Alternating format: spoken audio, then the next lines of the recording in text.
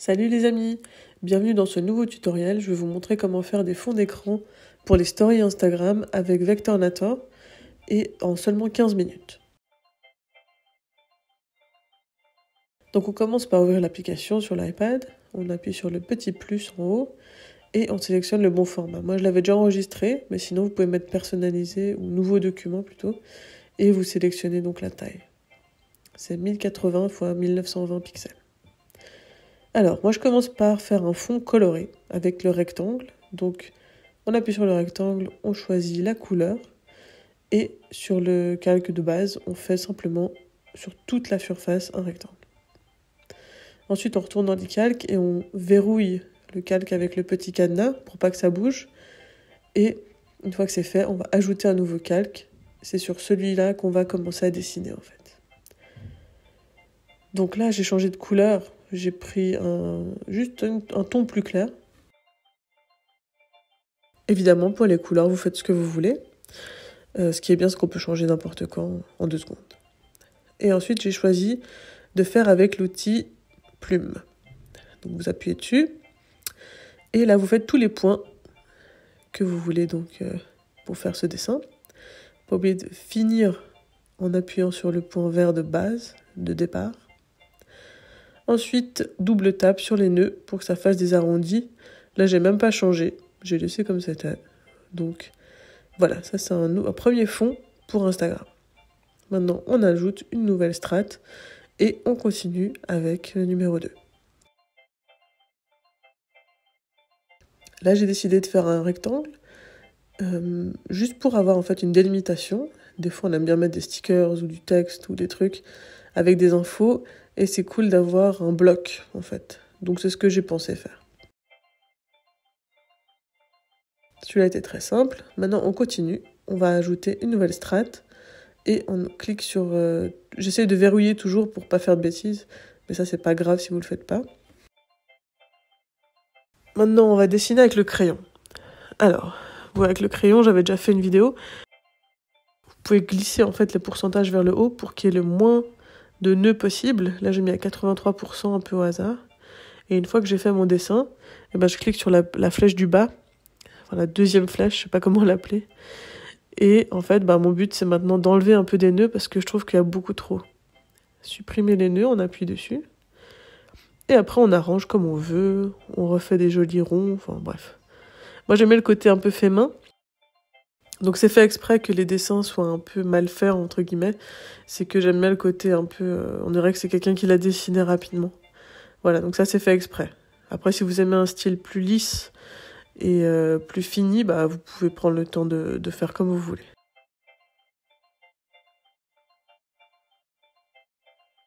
Donc voilà, là ça fait un petit nuage. Et ensuite, là je vais copier. Donc pour ça, on appuie tout en haut sur la flèche, à gauche. On appuie sur le bouton copier, on clique mais sans lâcher le crayon. Et on glisse là où on veut. Et après, il ne faut pas oublier de retourner cliquer sur copier pour pas le copier à l'infini dès qu'on touche l'écran. Voilà. Voilà, donc ça c'est fait. C'était le troisième, je suis perdue. Et maintenant, on va faire le 4e avec une nouvelle strate. De nouveau, c'est toujours la même chose.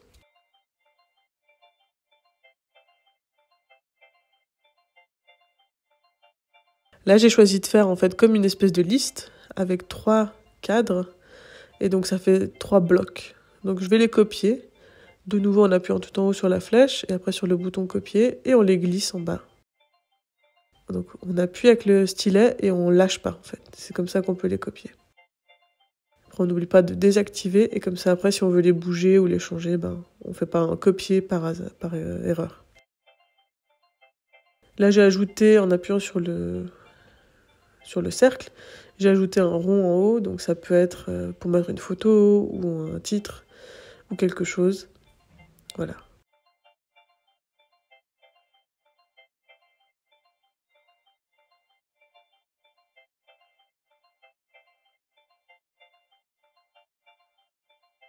Et là, on prend la plume pour faire le 5e fond d'écran.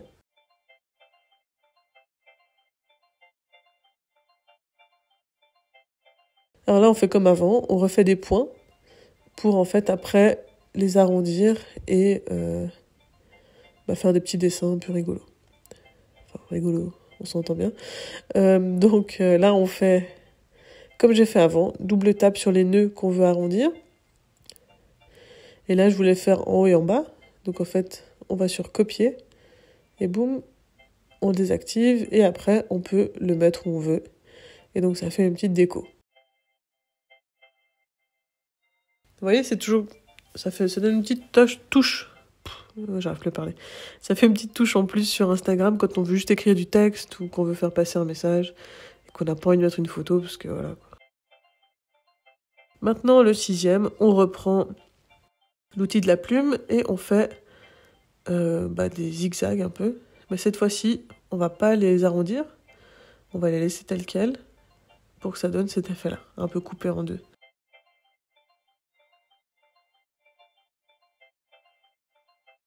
Et là, on continue. À chaque fois, j'appuie sur le petit œil, je sais pas si on voit bien, c'est pour faire disparaître le calque, pour qu'on puisse voir que celui d'après. Ensuite, on continue, très simple, avec la plume toujours, j'ai pas changé. Vous voyez, j'ai fait 3 points, et après j'ajuste un peu, et ça divise en 2. Pareil, on appuie sur l'œil pour l'enlever de l'écran, et on ajoute un calque pour continuer.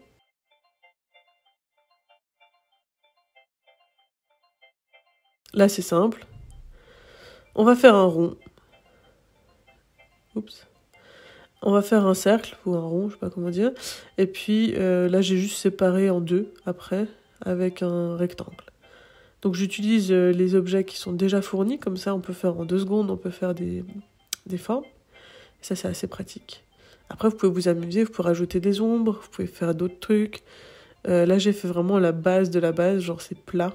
Et c'est vraiment pour avoir un stock, en fait, d'images sur mon téléphone ou sur mon iPad que je puisse utiliser sur Instagram. Ou sur d'autres applications, si jamais c'est le même format. Et ensuite, on continue, on rajoute une nouvelle strate. Et on va continuer avec le crayon cette fois. Donc je vais glisser vers le haut pour avoir des bords un peu plus ronds. Et là, je vais m'amuser, je vais faire de nouveau une espèce de nuage. On reste un peu dans le même thème. Voilà, et puis ensuite, on clique sur la flèche pour sélectionner. Et là, vous voyez, je peux l'étendre, changer un peu, etc. Une fois que je l'ai bien placé où je voulais, je clique sur la flèche du bas. Et là, sur le tracé, je vais supprimer des nœuds. Parce que je trouve qu'il y en a trop et j'aimerais que c'est un peu plus rond. Et voilà, et une fois que j'ai fait ça, là, je vais sur chaque nœud que je veux un peu changer. Et puis soit je fais double tape et je change, soit je change simplement parce que c'est déjà arrondi. Voilà, donc ça, pareil, faites comme vous voulez. De nouveau, j'aimais bien le côté un peu dessiné, mal fait, comme si c'était un enfant qui l'avait fait. Et évidemment, vous pouvez changer à votre guise. Et là, je crois que c'est le dernier, si je dis pas de bêtises. Ouais. Là, c'est le dernier, j'ai refait au crayon, tout simplement. Donc vous allez voir, le dessin est très simple.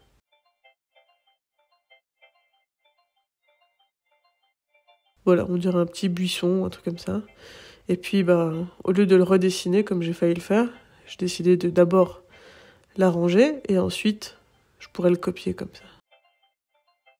Donc supprimer les nœuds, et puis après on continue, on l'arrange comme on veut. Et une fois que c'est fini, on va de nouveau sur la flèche du haut. Tac, et on fait copier. Et ensuite, on appuie sur le dessin, on maintient le stylet et on glisse là où on veut le mettre. Et après, il ne faut pas oublier de désactiver le bouton copier pour pas que vous le copiez de nouveau. Je le fais tout le temps. Ça arrive, c'est pas grave, mais c'est toujours une perte de temps. Et voilà, ça c'est le dernier. Ensuite, ce qu'on fait, c'est qu'on va sauvegarder les images. Donc si jamais vous savez pas comment on fait, tout en haut sur le petit onglet là, le petit logo, on clique sur exporter. Moi j'ai mis JPEG et puis ensuite je continue. Je les ai tous enregistrés comme ça.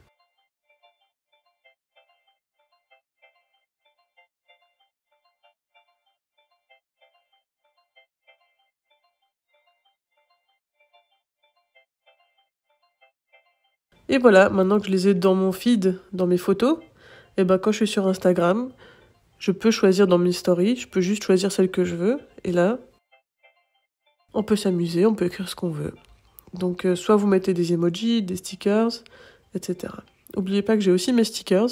Si jamais vous voulez les utiliser, c'est gratuit. C'est en cherchant @crapulerie ou hashtag crapulerie. Vous trouverez mes personnages que vous pouvez utiliser aussi sur Instagram. Voilà, bon, j'espère que ça vous a plu et que vous avez bien suivi le tuto. Laissez-moi des commentaires si vous avez des choses à me dire. Bye!